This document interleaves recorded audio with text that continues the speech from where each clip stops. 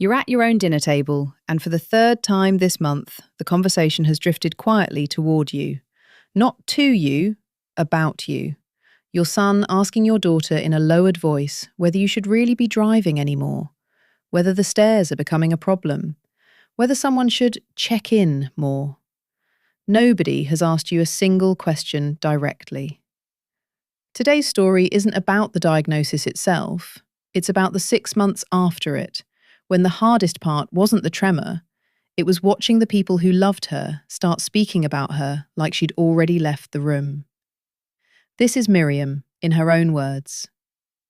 The neurologist said early-stage Parkinson's, in the same tone he'd used for a sprained ankle, and I remember being almost offended that word landed so lightly when it was about to reorganize my entire life.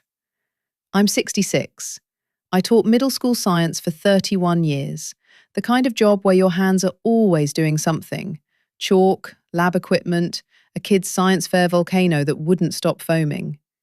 When I got home that afternoon and told my husband and our 2 grown kids over speakerphone, I watched something shift in all 3 of them at once, like a light switching from my mother to my mother's diagnosis.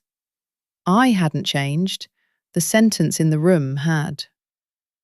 Within a week, the calls changed shape.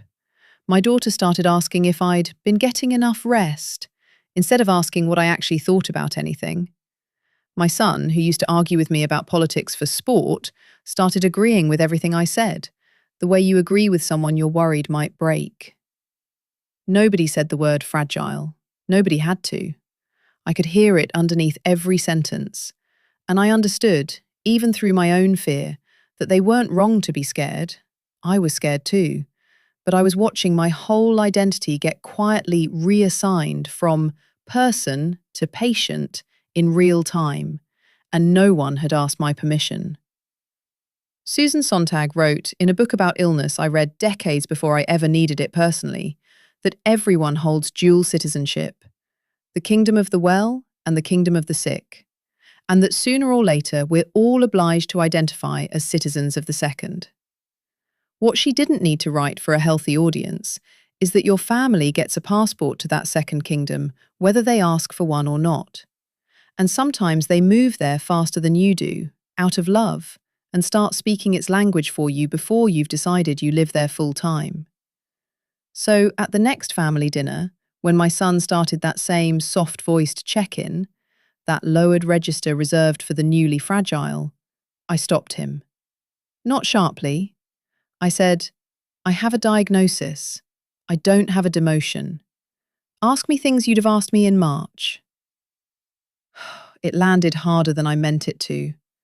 My daughter's eyes filled up, and for a second I thought I'd been cruel to people who were only frightened on my behalf. But then my son actually asked me what I thought about the argument we'd been having in March.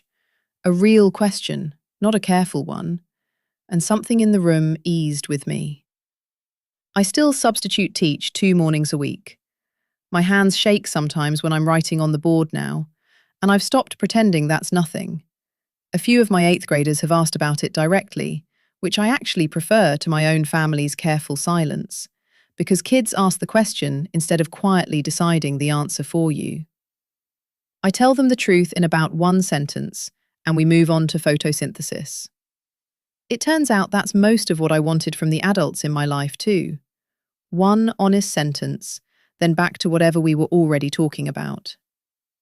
I'm not going to tell you the diagnosis doesn't scare me, some mornings more than others, and I'm not going to pretend my family's fear wasn't love wearing an anxious face. But I've learned to say the sentence out loud before they can finish deciding it for me. Ask me things you'd have asked me in March. It costs me nothing to say, and it hands them back the person they've known for 66 years, tremor and all, instead of letting the diagnosis stand in for her. That's the whole trick, if there is one. You have to keep showing up as yourself faster than the diagnosis can replace you in the room.